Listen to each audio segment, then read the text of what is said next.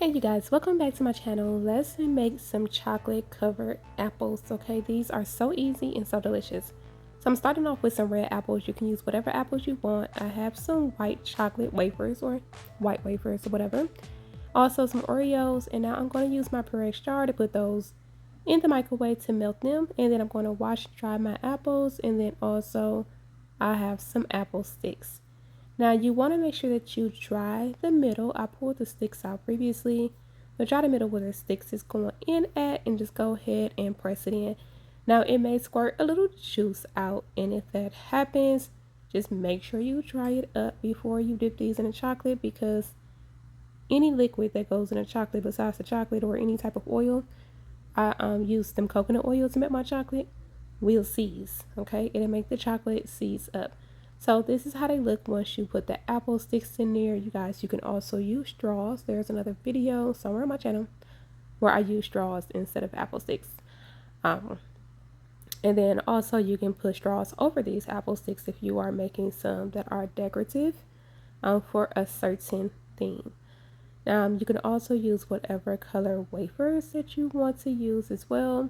But I chose to use white, keep it simple, and we're going to chop up some Oreos and put that in there. So that is how my chocolate looks all silky or whatnot. I'm going to set that aside and let it cool off, because we don't want to dip our apples in hot chocolate. Okay, you don't want to dip it in hot chocolate unless you're cutting them up and eat them as is. Okay, so I put my apples on some wax paper, and then I have a Ziploc bag.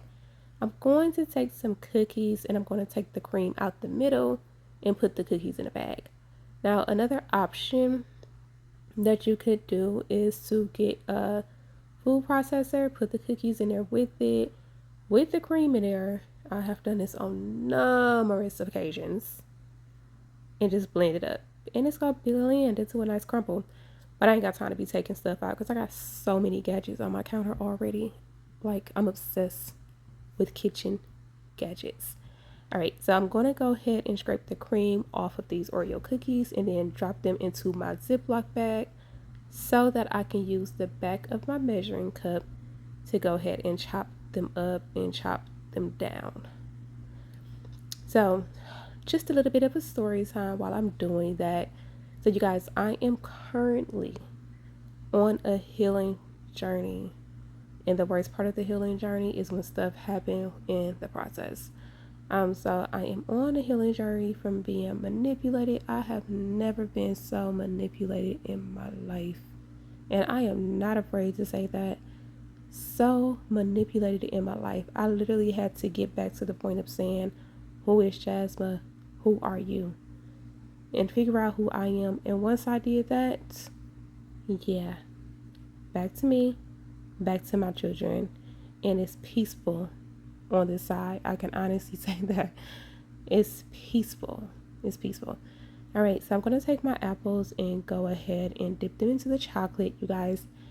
Now, dipping apples do take patience, especially when you're dipping them in chocolate, because you have to let it drain or drip off. If you choose not to, you can always set it on a wax paper, and once it dries up, you can just peel that chocolate off with no problem. But I sat here and I went the long way and let these drip off, and then I have my cookies in, or my cookie crumble, in other words, the Oreo cookie crumble, in this bowl. Okay, I chose to go a different direction after this because, you guys, normally, I don't know what happened or why this happened. Probably because I used some different wafers. I have never used the Sam's Club brand before.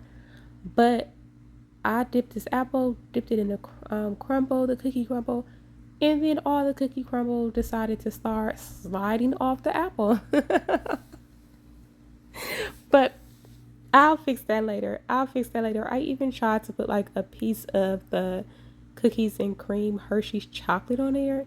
Yeah, that slid right off too.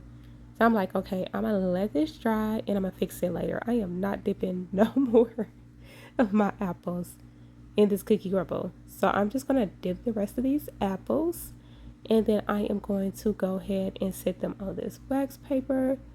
And once they dry, we'll do some other stuff.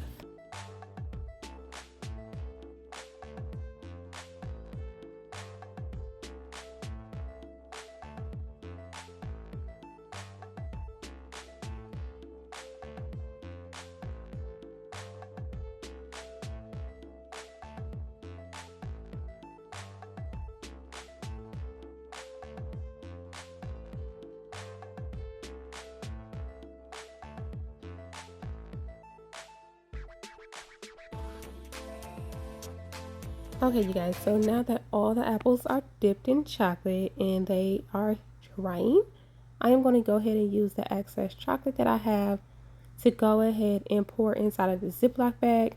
Let me say this, don't nobody come on here telling me this not chocolate, okay? Because we rolling with it. I know that these are candy wafers, but we're going to call it white chocolate. But anyway, so I put it in a Ziploc bag and I'm going to go ahead and seal it up. When you're sealing, squeeze the air out. And then you want to go ahead and use some scissors to cut a tip off the corner, like a real skinny tip. You can also use a toothpick or something pointy and just poke it in the middle portion or whatever. So that way you have something to make your drizzle with. And that's what I'm doing. So I'm going to use the cup that the chocolate came in or that I had it in, melted it in, to make sure that it is at its right consistency. So I let the apples dry. That one was not dry all the way, but it's fine because I am about to go ahead and drizzle some chocolate on here.